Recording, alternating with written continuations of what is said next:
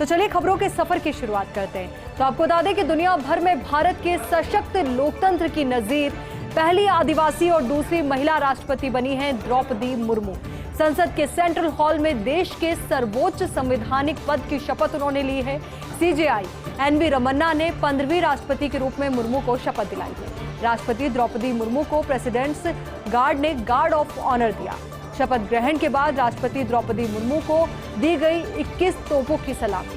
शपथ के बाद राष्ट्रपति मुर्मू से प्रधानमंत्री नरेंद्र मोदी, केंद्रीय मंत्री पीयूष गोयल, केंद्रीय मंत्री स्मृति ईरानी, धर्मेंद्र प्रधान ने शिष्टाचार भेंट की। समारोह के दौरान पूर्व राष्ट्रपति रामनाथ कोविंद भी मौजूद रहे।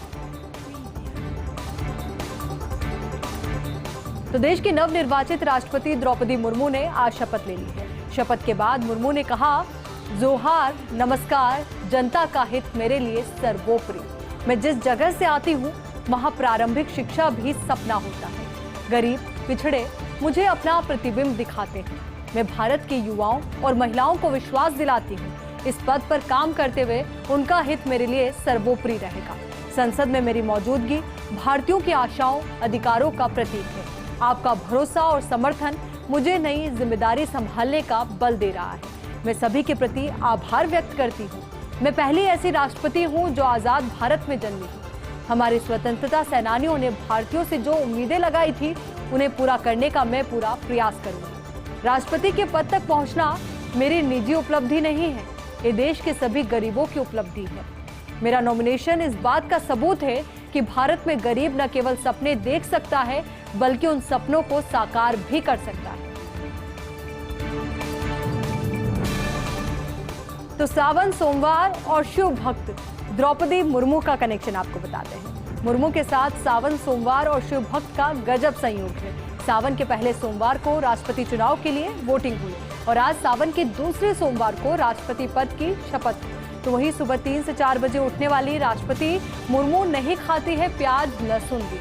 अब राष्ट्रपति भवन की रसोई में पकेगा पखाल और सजना का साग। उनके गाँव में जिससे पूछिए सब एक बात जरूर कहते हैं, द्रौपदी सब कुछ छोड़ सकती है लेकिन शिव बाबा का ध्यान नहीं। उनके रूटीन में मॉर्निंग वॉक, योग और शिव की पूजा शामिल है।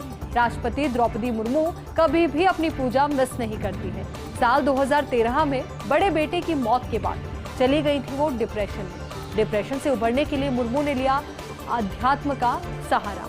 मुर्मू ने छोड़ा था नॉनवेज खाना, अब नहीं खाती है प्याज लहसुन भी। तो चलिए अब बात करते हैं टाइम्स ऑफ इंडिया में केंद्रीय गृह मंत्री अमित शाह के लेख की। तो प्रथम नागरिक और 9% आबादी। देश की कुल जनसंख्या में करीब 9% आदिवासी आबादी है। तो वहीं स्वतंत्रता संग्राम में आदिवासियों का योगदान अविस्मरणीय है। लेकिन स्वतंत्रता के बाद नहीं हो सका आदिवासियों का विकास। बहुत ही कम हुए उन्हें राष्ट्र की मुख्य धारा में लाने के प्रयास। द्रौपदी मुर्मू का राष्ट्रपति बनना लोकतंत्र की ऐतिहासिक घटना है। इससे प्रमाणित होता है मोदी सरकार का संकल्प। आदिवासियों के विकास के लिए प्रतिबद्ध है मोदी सरकार। तो केंद्रीय गृह मंत्री अमित शाह का ये लेख और उसके माध्यम से जिस तरीके से राष्ट्रपति द्रौपदी मुर्मू का निर्वाचन हुआ तो उसको लेकर यह बातें उन्होंने कही। लोकसभा में हंगामे पर स्पीकर ओम बिरला का एक्शन। हंगामा कर रहे कांग्रेस के 4 सदस्य निलंबित हो गए हैं।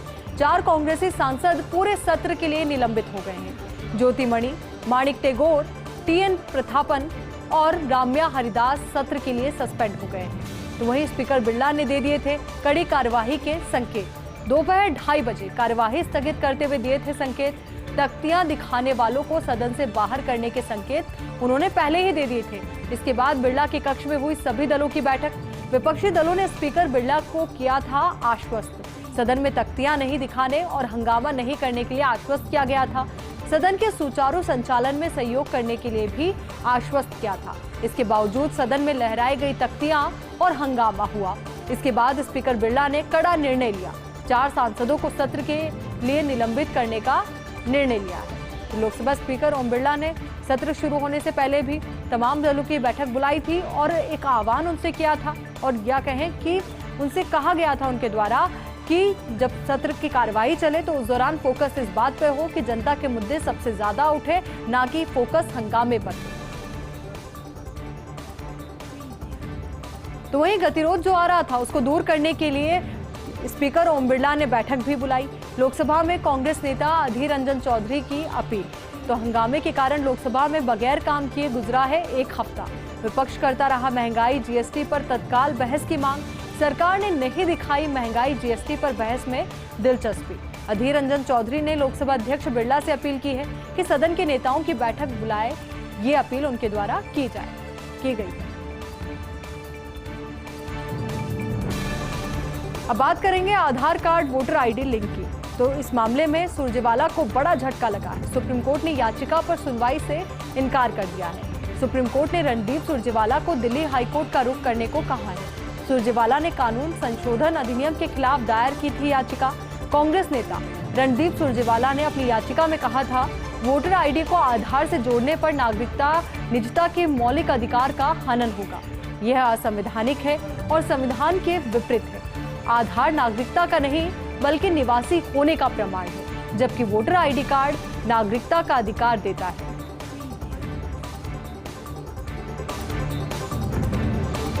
आजम खान को सुप्रीम कोर्ट से झटका लगा है। अब्दुल्ला आजम के फर्जी बर्थ सर्टिफिकेट के मामले में याचिका खारिज हो गई है। आजम ने चार्जशीट रद्द करने का अनुरोध करते हुए दायर की थी याचिका।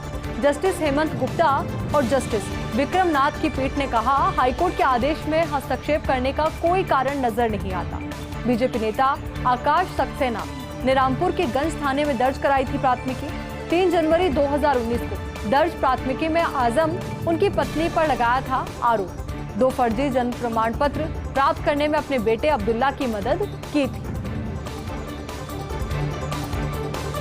अब बात करेंगे इंडियन एक्सप्रेस में राजीव चंद्रशेखर के इंटरव्यू की। तो इनोवेशन इमेज को आगे बढ़ाकर नियमन से बची कई टेक कंपनियां। ऐसी स्थिति कभी नहीं आएगी कि सभी कानून लागू हो सके। टेक्नोलॉजी की प्रवृत्ति यही है कि आगे क्या होगा किसी को पता नहीं। आज कोई कानून बनेगा तो कल फिर पड़ेगी नए कानून की जरूरत। हर व्यक्ति के लिए अलग अलग होता है सुरक्षा का मतलब। केंद्रीय सूचना प्रौद्योगिकी राज्य मंत्री है राजीव चंद्रशेखर। तमिलनाडु का राजनीतिक वातावरण भाजपा के अनुकूल नजर आ रहा है। भाजपा के तमिलनाडु प्रभारी सीटी रवि का बयान। तमिलनाडु में अन्ना द्रमुक के साथ है भाजपा का गठबंधन। अन्ना द्रमुक में इस समय चल रहा है अंदरूनी घमासान। विश्लेषकों के मुताबिक इससे और मजबूत होगी द्रमुक। भाजपा को भी मिलेगा अपना जनाधार बढ़ाने का मौका। तो वहीं भाजपा पर वन महोत्सव का कार्यक्रम हाईजैक करने का आरोप। रविवार को असोला भट्टी वन्यजीव अभयारण्य में रोपने थे पौधे।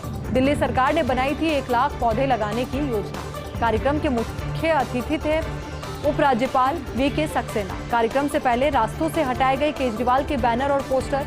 कार्यक्रम से गैर हाजिर रहे दिल्ली के मुख्यमंत्री अरविंद केजरीवाल। दिल्ली पुलिस पर केजरीवाल के बैनर पोस्टर हटाने के आरोप है। उनकी जगह लगा दिए गए नरेंद्र मोदी के बैनर पोस्टर। इस आरोप पर दिल्ली पुलिस की कोई प्रतिक्रिया नहीं है। आपने लगाया भाजपा पर कार्यक्रम को हाईजैक करने का आरोप। अब बात करेंगे एमएसएमई सेक्टर की गंभीर समस्या की। एमएसएमई यानी सूक्ष्म लघु एवं मध्यम उद्यम। कोविड महामारी के बाद एमएसएमई कारोबारियों का भुगतान रुका है। एमएसएमई सेक्टर का करीब 8,73,000 करोड़ रुपए का भुगतान बकाया है। इसमें 2021 से करीब 80% भुगतान बकाया है। कोविड महामारी का एमएसएमई सेक्टर पर सबसे ज्यादा असर हुआ। तो बिजनेस स्टैंड में राष्ट्र की बात, शेखर गुप्ता का ये लेख। हिंदू वोटों की दूरी बनी सत्ता गंवाने की मजबूरी। इस लेख के जरिए उन्होंने ये कहा है। साथ ही उन्होंने कहा कि सिर्फ कांग्रेस ही नहीं, सपा, राजद, बसपा भी इस समय निराश है। धर्मनिरपेक्ष पार्टियां मोदी शाह की मौजूदा व्यवस्था से हताश हैं। इन पार्टियों को देना होगा एक सवाल का जवाब। धर्मनिरपेक्ष पार्टियों ने कैसे गंवा दिए अपने हिंदू? ये बड़ा और अहम सवाल जो उनके द्वारा इस लेख के माध्यम से पूछा गया। और सवाल ये कि धर्मनिरपेक्ष पार्टियों ने कैसे गंवा दिए अपने हिंदू को। तो वहीं आपको बता दें कि आईआईटी मद्रास की तंजानिया में कैंपस खोलने की तैयारी है। आईआईटी परिषद की स्थायी समिति के अध्यक्ष डॉक्टर राधा कृष्णन ने कहा, समिति के 16 सदस्यों ने बनाया है विस्तार के लिए रोड मैप। आईआईटी मद्रास के निदेशक प्रोफेसर कामकोटी ने दी प्रस्तावों की जानकारी। तंजानिया सहित अफ्रीकी देशों से मिले हैं कैंपस खोलने के प्रस्ताव। श्रीलंका और नेपाल भी कर चुके हैं कैंपस खोलने का अनुरोध। आईआईटी मद्रास के प्रस्ताव पर विचार कर रही है केंद्र सरकार।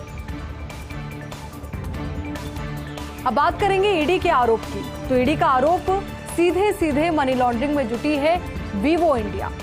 देश के फाइनेंशियल सिस्टम को नुकसान पहुंचा रही है वीवो।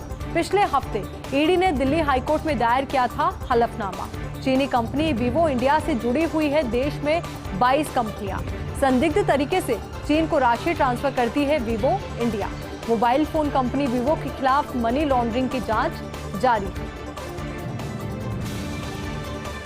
सीबीआई की महाराष्ट्र के लातूर में बड़ी कार्रवाई।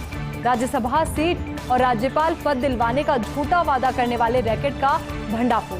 सीबीआई ने अपनी प्राथमिकी में लातूर के कमलाकर प्रेम कुमार बनगर, कर्नाटक के बेलगाम के रविंद्र विठल नाइक, दिल्ली एनसीआर के महेंद्र पाल अरोड़ा, अभिषेक बुरा और मोहम्मद एजाज खान को नामजद किया है। सीबीआई अधिकारियों पर हमला करने के बाद तलाशी के दौरान एक आरोपी फरार भी हो गया।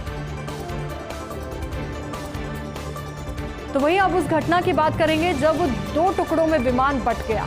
तो वहीं महिला ट्रेनी पायलट बाल बच गई। महाराष्ट्र के पुणे में आज सुबह करीब 11:30 बजे यह हादसा हुआ। इंदापुर तालुका के कदबनवाड़ी गांव में एक खेत में गिरा प्रशिक्षु विमान। हादसे में 22 वर्षीय महिला पायलट घायल हो गई है। घटना का वीडियो भी सामने आया है। विमान जिस खेत में गिरा उस समय आसपास किसान काम कर रहे थे। डीजीसीए ने घटना की जानकारी देते हुए बताया कि ट्रेनी पायलट का नाम भाविका राठौड़ है, जिन्हें अस्पताल में भर्ती करवाया गया है। पावर सप्लाई में तकनीकी खराबी की वजह से ये विमान दुर्घटनाग्रस्त हो गया।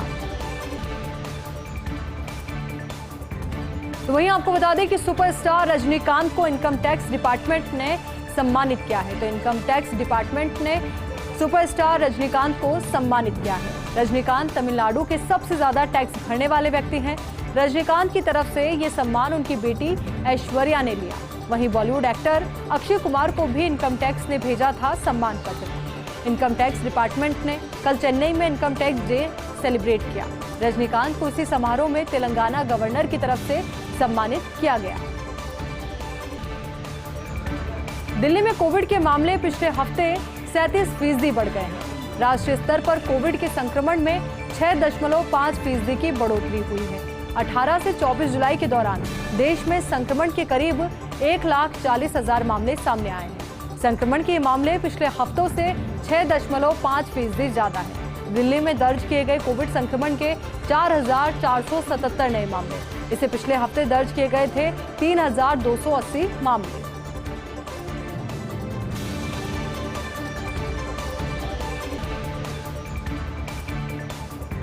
तो दिल्ली में कोविड के मामले पिछले हफ्ते से 37% ज्यादा हो गए हैं। तो ऐसे में चिंताएं भी ज्यादा हो गई है, क्योंकि जिस तरीके से मामले बढ़े हैं तो सिर्फ कोरोना के मामले ही नहीं बढ़े हैं, अपितु चिंताएं भी बढ़ गई है। लगातार कोरोना पैर पसार रहा है, जिसकी वजह से काफी ज्यादा चिंताएं इस मसले को लेकर के